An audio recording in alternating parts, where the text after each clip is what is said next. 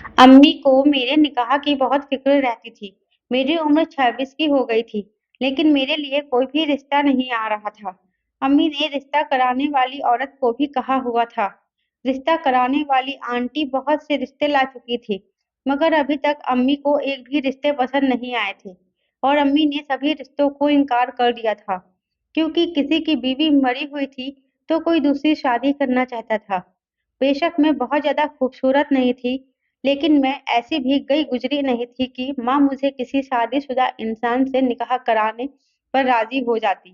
میری بھی یہی خواہش تھی کہ میرے لیے جس کا بھی رشتہ آئے وہ کنوارا اور امیر ہو، اور میری عمر کا ہو، یا مجھ سے 1 یا 2 سال ہی بڑا ہو۔ میرا نام ریشما ہے، اور میرا تعلق ایک لوور کلاس فیملی سے ہے۔ جب سے میں بڑی ہوئی تھی گھر میں غریبی ہی دیکھتی آئی تھی۔ اب بھی ہمارے حالات ویسے ہی تھے۔ اس کی وجہ یہ تھی کہ میرے بھائی نہیں تھے، ہم 4 بہنیں ہی تھے۔ میں بڑی تھی اور تینوں مجھ سے چھوٹی تھی۔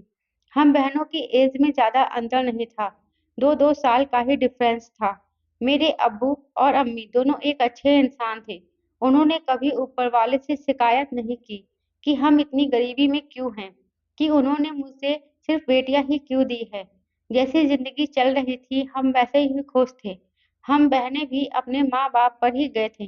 ہمیں کھانے کو جو مل جاتا، پہننے کے لیے جو کپڑے مل جاتے، اس میں شکر ادا کرتے تھے، اس میں ہی اللہ کا شکر ادا کرتے تھے۔ میری عمر اس وقت 13 سال کی تھی جب ماں نے اپنی کمائی سے ہم بہنوں کے لیے دہیج جوڑنا شروع کر دیا تھا۔ وہاں تھوڑی تھوڑی سی چیزیں خرید کر رکھ دیتی تھی۔ جو چیز پہلے 1,000 روپے کی تھی وہی چیز اب 10,000 روپے میں مل رہی تھی۔ کبھی کبھی میں سوچتی تھی کہ شاید میرے ہاتھوں میں شادی کی لکیر ہی نہیں ہے، میں ساری زندگی کنواری ہی رہوں گی۔ میری چھوٹی بہن نے مجھ سے زیادہ ہی خوبصورت تھی۔ میری رنگت سانولی تھی، جبکہ میری بہنوں کی رنگت صاف تھی۔ میں اپنی بہنوں کو دیکھ کر کبھی احساس اور افسوس کا شکار نہیں ہوئی تھی۔ ہم بہنوں نے غریبی کے کارن زیادہ پڑھائی نہیں کی تھی، اس لیے ہم تینوں بہنیں باری باری ہی ہائی اسکول کرنے کے بعد گھر پر بیٹھ گئے تھی، اور پڑوس کی عورتیں کہنے لگتی کہ بیٹیوں کو زیادہ پڑھنے کی کیا ضرورت ہے، آخر کرنا تو چولہا چوکا ہی ہے، تو پھر پڑھنے کے لیے پیسہ برباد کرنے کا کوئی فائدہ نہیں۔ مجھے لوگوں کی یہ باتیں بہت بری لگتی تھی، لیکن میں صبر کر جاتی تھی۔ کہتے ہیں کہ جتنے منہ اتنی باتیں، اور ویسے بھی کوئی کسی کی زبان بند تو نہیں کر سکتا۔ جیسے جیسے دن گزرتے جا رہے تھے ماں کی پریشانی میں بڑھوتری ہوتی جا رہی تھی۔ انہیں چھوٹی بہن کی بھی فکر تھی۔ ان کا کہنا تھا کہ جب تک میری شادی نہ ہو جاتی تو وہاں اس کی شادی کیسے کریں گے۔ لیکن میں نے ماں سے ایک دن کہا تھا کہ ماں اگر چھوٹی کا کوئی رشتہ آئے تو تم اس کا نکاح کر دینا، اور جب میرے نصیب میں لکھا ہوگا تو میرا بھی نکاح ہو جائے گا۔ ماں میری بات پر دل میں افسوس کر گئی تھی۔ میں جانتی تھی کہ ماں میرے دکھ سے واقف ہے۔ حالانکہ ہمارے خاندان میں بھی کئی لڑکے کنوارے تھے، لیکن ان میں سے کوئی بھی ہم سے شادی کے لیے تیار نہیں تھا۔ وہاں بہت امیر لوگ تھے۔ وہ لوگ جتنے امیر تھے ان کے دل اتنے ہی غریب تھے۔ میری ایک بوا کا لڑکا تھا، اس نے تو اپنی پسند کی شادی کی تھی۔ اس نے جس لڑکی سے شادی کی تھی وہاں بہت امیر خاندان سے تھی، اور دہیج میں بہت سارا سامان لائی تھی۔ سنا تھا کہ میرے ماما کے لڑکے کا بھی رشتہ بہت امیر خاندان میں ہوا تھا۔ کچھ رشتے دار تو ہمیں شادی میں بلاتے ہی نہیں تھے۔ ہم غریب جو ٹھہرے۔ میں نے سوچ لیا تھا کہ اب کہیں سے بھی شادی کا بلاوا آیا تو میں کبھی نہیں جاؤں گی، بے شک امی ابو اور چھوٹی بہنیں جائیں۔ مجھے ایسے رشتے داروں سے نفرت ہو گئی تھی جو اپنے سے کم حیثیت کے رشتے داروں کو نظر انداز کر دیتے تھے۔ اکثر میں ان کا ذکر لے کر بیٹھ جاتی تھی، اور امی ہمیشہ ہی چڑھ جاتی تھی۔ میں نے اپنا نصیب تقدیر کے حوالے کر دیا تھا، بس یہ دعا کرتی تھی کہ ہم بہنوں کے حق میں جو بھی ہو بہتر ہو۔ ایک دن ابو کام پر چلے گئے تو امی بھی کام پر جانے کی تیاری کرنے لگی۔ امی ایک گھر میں کھانا بنانے کا کام کرتی تھی۔ اس دوران دروازہ بجا تو میں نے دروازہ کھول کر دیکھا۔ باہر پڑوس میں رہنے والا ایک 40 سال کا آدمی کھڑا تھا۔ وہاں اکیلا ہی رہتا تھا۔ میں نے کہا، ہاں چاچا، کیا بات ہے؟ کیوں آئے ہو؟ اس آدمی کو شاید میرا چاچا کہنا برا لگ گیا تھا۔ اس نے منہ بناتے ہوئے کہا کہ دیکھو لڑکی، مجھے چاچا مت کہو، میں تمہارا چاچا نہیں ہوں۔ यह बात याद रखना कि चाचा मामा यह सब सगे रिश्ते होते हैं, बाकी सब गैर होते हैं। मुझे उसकी बात बड़ी अजीब सी लगी। हालांकि वह मेरे बाप की उम्र के बराबर का था। मैं उन्हें चाचा ना कहती तो क्या कहती। मैंने पूछा कि अच्छा ठीक है, आप बताओ क्यों आए हो। अब्बू तो घर पर नहीं है, अभी अभी काम पर गए हैं। उस आदमी ने कहा, मुझे तुम्हारी अम्मी से मिलना है। तभी अम्मी आ गई दरवाजे पर। अम्मी को हैरत हुई कि यह क्यों मिलने आया है। अम्मी उन्हें बैठक में ले गई तो वह आदमी एक चारपाई पर बैठ गया, जबकि अम्मी ने मुझे चाय बनाने के लिए बोल दिया। वह आज हमारे घर पहली बार आया था। उसे हमारे मोहल्ले में रहते हुए लगभग 2 साल हो गए थे। वह अकेला रहता था। इसकी बीवी बच्चे नहीं थे। वह क्या करता था, कैसे गुजर बसर करता था, कभी किसी ने पूछने की जरूरत महसूस नहीं की थी, क्योंकि वह बहुत कम लोगों से मिलता जुलता था। मैं चाय बनाकर बैठक में ले गई तो वह आदमी अम्मी से कुछ बातें कर रहा था। मैंने चाय मेज पर रखकर एक नजर उस आदमी पर डाली और वहां से बाहर आ गई। थोड़ी देर के बाद वह आदमी चला गया तो अम्मी भी आ गई। मैंने अम्मी से पूछा, यह आदमी क्यों आया था। मैंने कुछ सेकंड सोचा, फिर कहने लगी, वह तुम्हारे लिए रिश्ता लेकर आया था। मैं ये बात सुनकर चौंकी और अम्मी के सामने बैठते हुए बोली, वह मेरा रिश्ता किसके लिए लेकर आया था। अम्मी बोली, अपने बेटे के लिए। मैंने कहा, मगर वह तो अकेला रहता है। अम्मी ने सर हिलाते हुए कहा कि हाँ, यही सवाल मैंने उससे किया था। उसने कहा कि उसका बेटा विदेश में रहता है। वह पढ़ने गया था। पढ़ने के बाद उसने वही नौकरी कर ली और बहुत बड़े पोजीशन पर है और खूब पैसा कमा रहा है। विदेश का सुनकर तो मेरे अंदर जैसे लड्डू फूट पड़े। मुझे यूं लगा जैसे मेरा नसीब खुल गया है। जब मेरे रिश्तेदारों को पता चलेगा कि मेरे लिए लंदन में रहने वाले लड़के का रिश्ता आया है, तो वह जल भूनकर कोयला बन जाएंगे। मैंने कुछ सोचा, फिर माँ से कहा, फिर तुमने क्या जवाब दिया। मैंने कहा कि मैंने अभी उसे कोई जवाब नहीं दिया। मैं बहुत खुश थी। इतने अच्छे रिश्ते से मेरे पैरों पर जमीन नहीं टिक रही थी। मेरे बहनें कहती कि अप्पी, शादी के बाद अमेरिका जाकर हमें भूल ना जाना, वरना मैं सारी जिंदगी तुमसे नहीं बोलूंगी। मैं अपनी बहनों की बात पर हंस देती और कहती थी कि पगली, मैं तो तुम सबको क्यों भूलूंगी। ऊपर वाले ने चाहा तो मैं तुम्हारी शादी भी किसी विदेश में रहने वाले लड़के से करवा दूंगी। तुम भी सारी जिंदगी ऐश करना। मुझे अब इंतजार था कि किस तरह मेरा रिश्ता उस आदमी के बेटे से हो जाए और मैं अपने घर की हो जाऊं। फिर एक दिन वह आदमी आया। उस वक्त घर पर अब्बू थे। उन्होंने मुझसे कहा कि हम ऐसी शादी नहीं कर सकते, मुझे अपने बेटे की तस्वीर दिखाओ। तो वह हड़बड़ा गया, कहने लगा, मेरे पास मेरे बेटे की तस्वीर नहीं है। जो तस्वीर पहले थी वह गुम हो गई है। तुम रिश्ता पक्का कर दो। जब मेरा बेटा लंदन से आएगा तो तुम लोग उससे मिल लेना। मेरी अम्मी और अब्बू बहुत सीधे थे। उन्होंने हाँ कह दी थी। अम्मी ने तो उस आदमी से यह भी कहा था कि आज का दौर तो बहुत आगे निकल चुका है। व्हाट्सएप इंस्टाग्राम ने पूरी दुनिया के इंसानों को एक दूसरे के करीब कर दिया है। तुम व्हाट्सएप पर भी उसकी तस्वीर मंगवा सकते हो। उस आदमी के पास मोबाइल फोन नहीं था। वह फोन इस्तेमाल ही नहीं करता था। इसलिए उसने कहा कि मैं घर पर उसकी तस्वीर देख लूंगा। फिर वह चला गया। 2-4 दिन के बाद फिर आया, एक तस्वीर लेकर। वह बोला, मुझे इस तस्वीर के बारे में याद नहीं था। अब्बू ने तस्वीर देखी।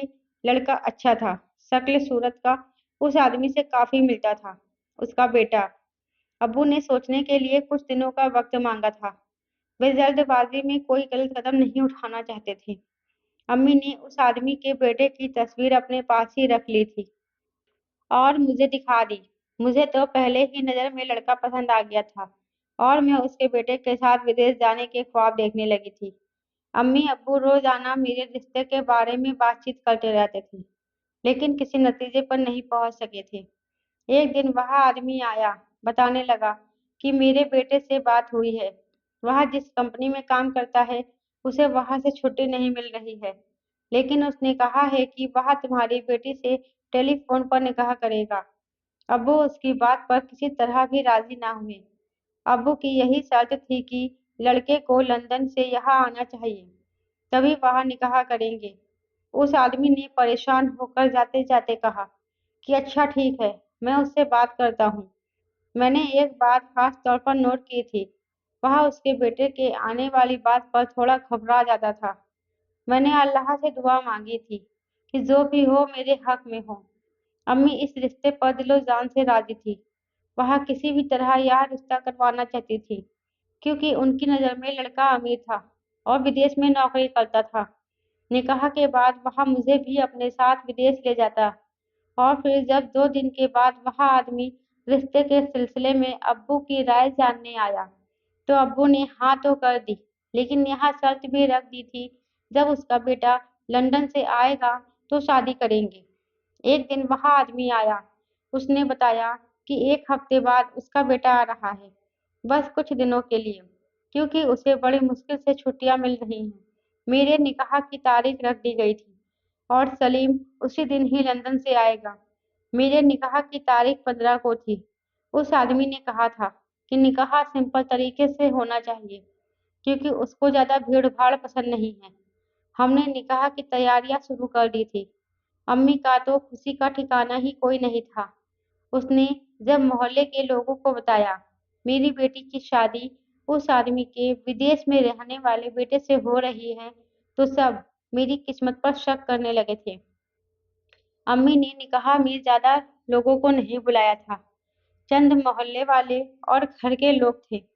جیسے جیسے نکاح کی تاریخ قریب آ رہی تھی میرے دل کی دھڑکن بھی بڑھتی جا رہی تھی۔ میں سوتے جاگتے اٹھتے بیٹھتے خواب اس کے سجاتی دیکھتی تھی کہ میں اس کے ساتھ لندن کی سڑکوں پر سیر کرتی پھر رہی ہوں، کبھی ہم کسی مال میں شاپنگ کر رہے ہیں تو کبھی کسی ہوٹل میں کھانا کھا رہے ہیں۔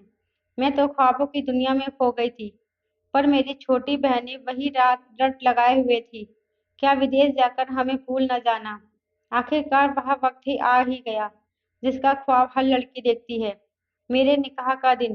مگر کچھ دیر بعد اس آدمی نے بتایا کہ اس کے بیٹے سے بات ہوئی ہے، وہ ابھی تک لندن میں ہے۔ یہاں سن کر گھر والے پریشان تھے، خود وہ آدمی بھی بہت پریشان تھا۔ وہ بار بار اپنے بیٹے کو فون ملا رہا تھا لیکن اس کے بیٹے کا نمبر بند جا رہا تھا۔ رات 11 بجے انہوں نے اپنے بیٹے سے بات کی تو اس نے بتایا کہ وہ ابھی ابھی لندن سے روانہ ہو چکا ہے اور صبح 5 بجے تک گھر پہنچ جائے گا۔ یہ سب سن کر ماں پاپا پریشان ہو گئے، سب کے سمجھ میں کچھ نہیں آ رہا تھا کہ کیا کریں۔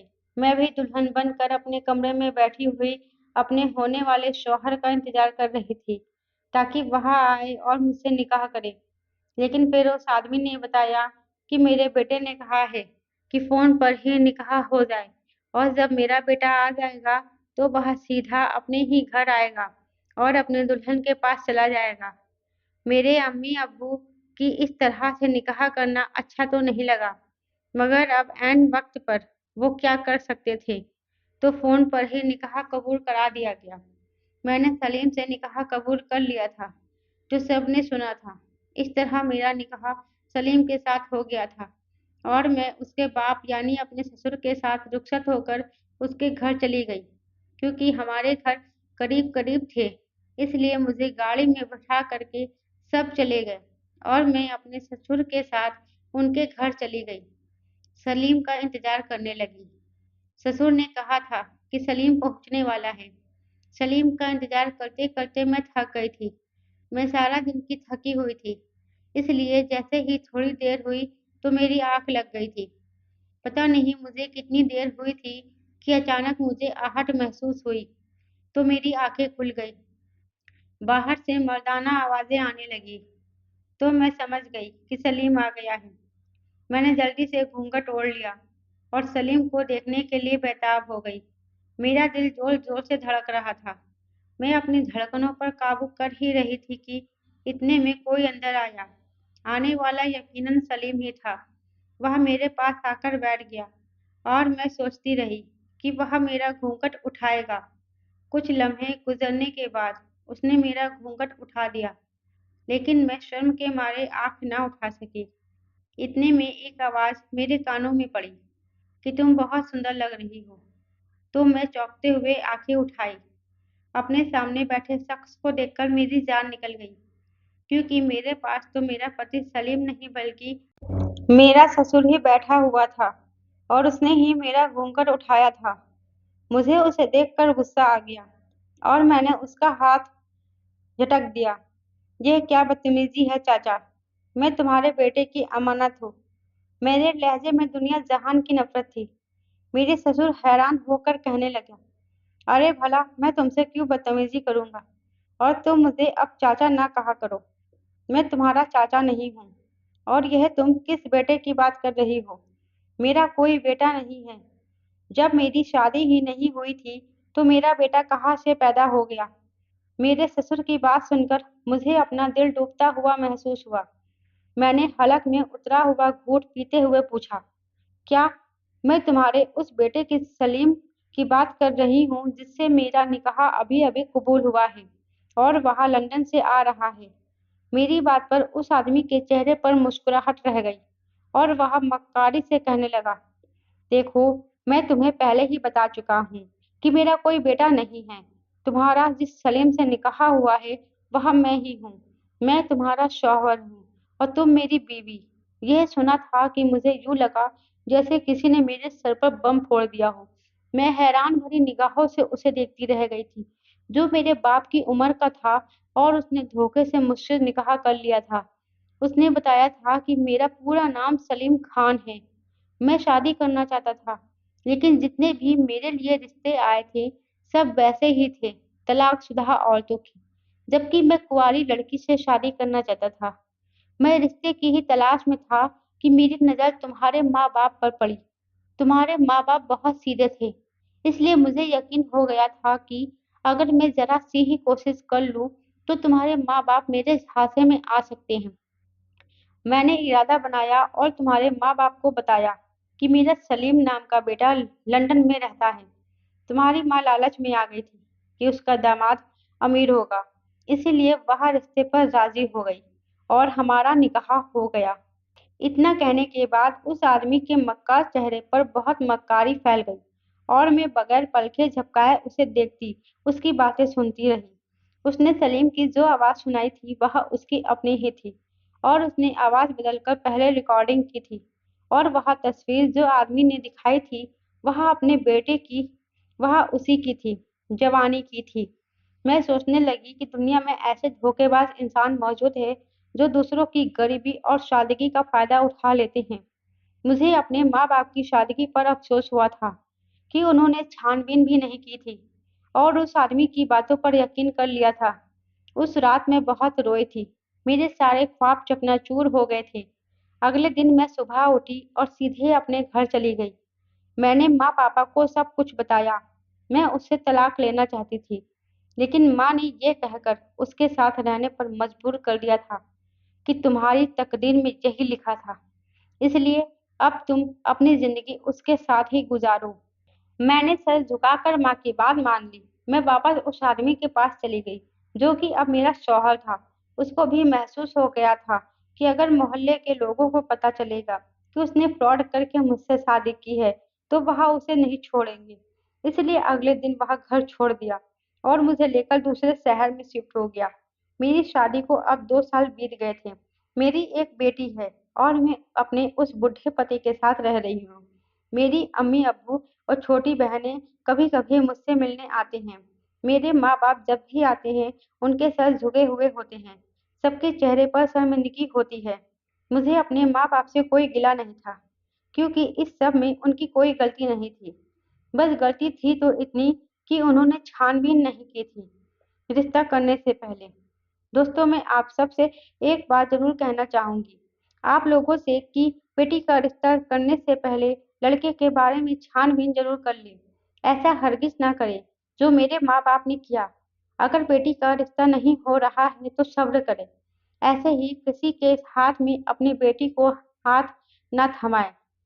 दोस्तों, उम्मीद करती हूँ आपको मेरी कहानी अच्छी लगी होगी। दोस्तों, कहानी अच्छी लगी है तो वीडियो को लाइक और शेयर करें। चैनल पर नए हैं तो चैनल को सब्सक्राइब ज़रूर करें। साथ ही बेल आइकन को प्रेस करें, जिससे वीडियो की अगली अपडेट सबसे पहले आपको मिले।